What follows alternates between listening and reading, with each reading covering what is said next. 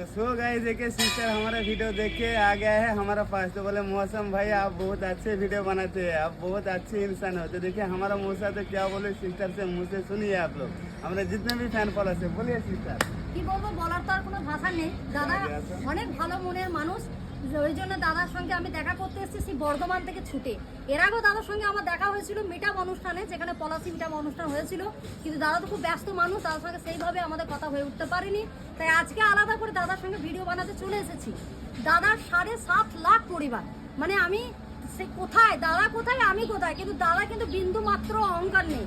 কারণ যাদের এখন ছোট্ট পরিবার 10,000, 13,000, 20,000, তারা যা অহংকার দেখায় সেখানে মানে আমার কোনো বলার আর সাজে না। সবাই জানো সেখানে দাদা এত বড় পরিবার, দাদা আমাদেরকে যে আপন করে নিয়েছে, দাদা যে ভিডিও বানাচ্ছে আমাদের সাথে, এটাই অনেক। আর কি বলবো, যারা খুব ভালো লাগছে, দাদা খুব ভালো মনের মানুষ। যারা যারা ভিডিও বানাতে ইচ্ছুক দাদার সঙ্গে কন্ট্যাক্ট করে আসতে পারো, দাদার কাছে সবসময় দরজা খোলা আছে। আচ্ছা বোন তুমি কোথা থেকে এসছো? আমি আসছি বর্ধমান থেকে, পূর্ব বর্ধমান। তো আমাকে কি দেখে ভালো লাগলো তোমার? দাদার ভিডিও দেখি আমি, সবসময় দাদার ভিডিও দেখি, বিশেষ করে পাখির ভিডিওগুলো যেটা আছে। আজ তো আমার কাছে পাখি নেই, আজকে পাখি নেই, কিন্তু আমি পাখির ভিডিও দেখে দাদা ফিদা হয়ে এসেছি। আর দাদার এই যে কথা, মিষ্টি কথা, এটার জন্য আমি ফিদা হয়ে এসেছি। ঠিক আছে, এটাই ভালোবাসা, আর কিছু নয়। তো ভিডিও দৌড়েगा তো একদম দৌড়ेगा।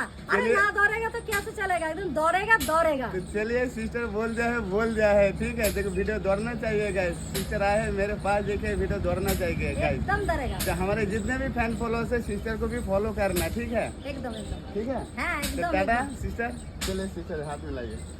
तो वीडियो दौड़ना चाहिए गाइस, नहीं तो तूफान उठेगा रे दादा। चलिए।